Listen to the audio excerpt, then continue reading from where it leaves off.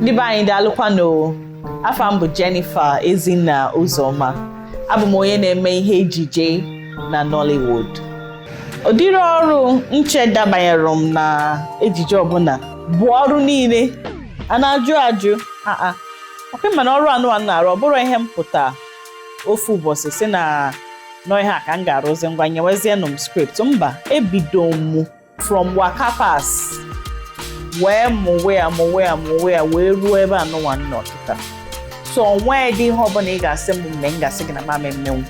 Mmadụ kwesịrị ọ bụrụ onwe ha na-akpọ versatility, ndị oyibo ihe ha na-akpọ ya. Ị kwesịrị ịdị versatile. Asị gị bịa mee nke anụ eme ya ọbanye ọfụma, asị gị mee nke anụ eme ya ọbanye ọfụma. Ọ bụrụ enye gị ofu ihe ọ bụrụ sọsọ nke ahụ ka ị ga-excel in. So ị kwesịrị ịdị versatile, ime nke a mee nke anụ. Ọmụ na-achọ dị ka enye m ihe nna ka emebe before, nye m president si m bụrụ president, nye m female onye na-anya keke si m bụrụ na nyawa keke na film. So nwere ebe ọbụla itinye mụ na ma mbanye, anọ m ebe niile gidigba. Ụzọ m ga-esi fụ na m agbaro ihe ejije n'anwụ oge nka na-eme ya bụ o nwere ha na-akpọ non-disclosure agreement. Ịghọta ndị a na-eme ihe ejije buru ibu, ndị sinima, o nwere nnukwu ihe ị ga-emenwu iji fụ na script gị agbaro n'anwụ. O nwere nnukwu ihe as mụnwa bụ onye na-eme ihe ejije ọ da agbasa m maka na enwe m nnukwu na-arụrụ ndị mmadụ. So ka m na-emecha nke anụwa ka m na-edowe ya banye na nke ọzọ.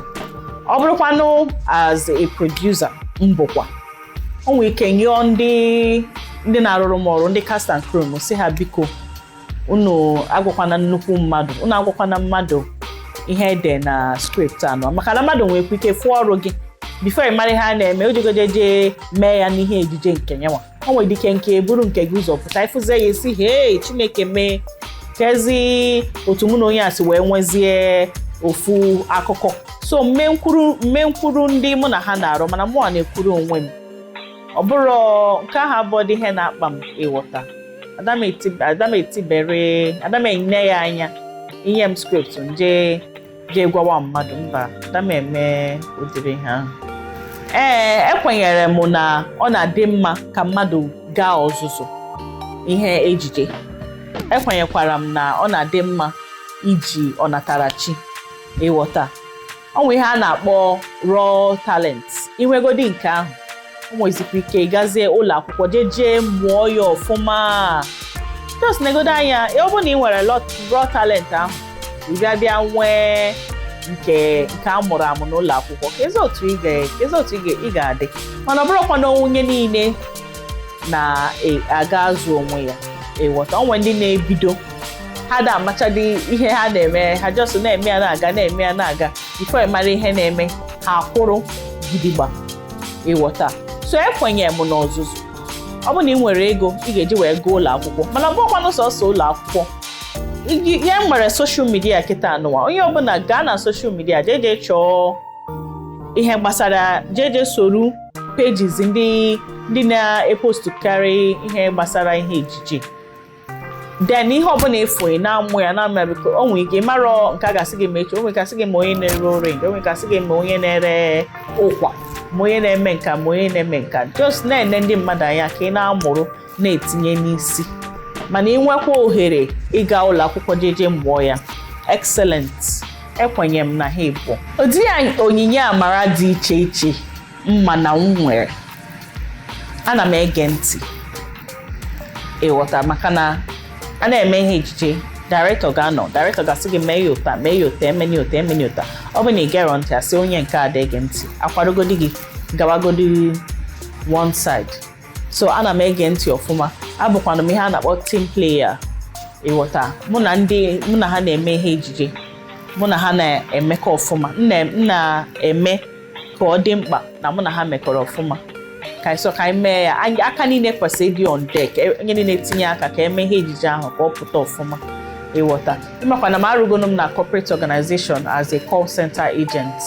So ihe m mụtara ebe ahụ eburukwanụ m ya bubata na industry anyị anọ. So ama m na enwere m ezigbo skill ịghọta iji wee bụrụ onye na-eme ihe ejije mee ya ọfụma. Ndị na-eme ihe ejije na-enegara anya Genevieve Nnaji nọmba 1 kemgbe m bụ nwa agbọghọ na-etete etete ana m ene ya anya. Afọ ya bụ Genevieve, afọ m bụ Jennifer.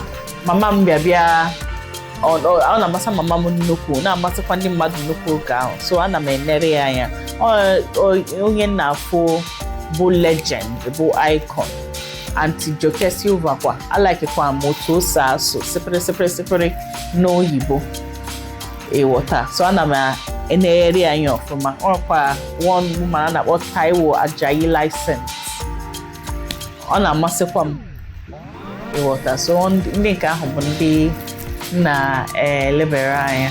Ndụmọdụ nwere maka ndị na-etonite n'ihe gbasara ihe ejije bụ kwenyere onwe gị.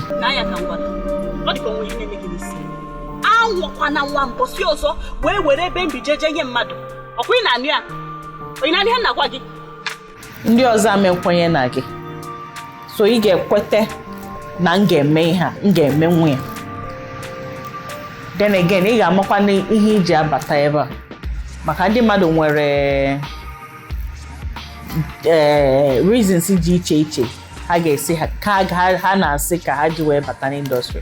O nwere ndị ọ ga-abụ ha sị ka mpụta na ihe onyonyo ka ndị politicians fọm kpọọ m.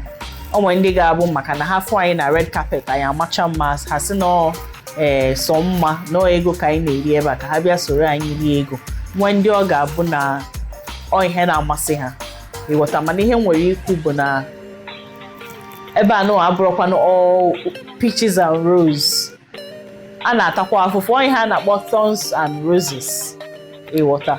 Mana ị mara ihe ịchọ kwenyere onwe gị, one day a sị katagodi gị mba, one day ofu ụbọchị mmadụ ga-apụtasị gị ịghọta. Marakwa ihe ịchọ, maka onwe ndị ga-apụtasị gị nne ngwa bịa ka nye gị script anụ a, bịa ka metụ gị aka.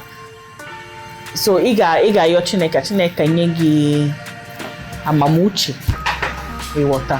So ihe m ga-agwa ha bụ arapụkwana. Ọ bụ na ikwetego na ihe a ka m ga-eme, na-eme ya maka na otu ụbọchị ọ ga-akwụ gị ụgwọ, ọ ga-pay off. Ndị be anyị daalụkwanụ. Afa m bụ Jennifer Uzoma, abụ m onye na-eme ihe ejije. Achọrọ m ịgwa unu ka unu na-ekiri Isi Mbido TV, Isi Mbido Television. Ebe anụ abụ ebe ị ga-amụta Igbo ghere eghe. Ebe a ka ị ga-amụ ya, mụọ ya ọfụma. Fụkwanụ ndị anụ ị na-ele anya, ebe a ka ị ga-afụ ihe niile. Ebe a ka ọ na-akpọtụ. Ị na-aghọta? Na-ekiri Isi Mbido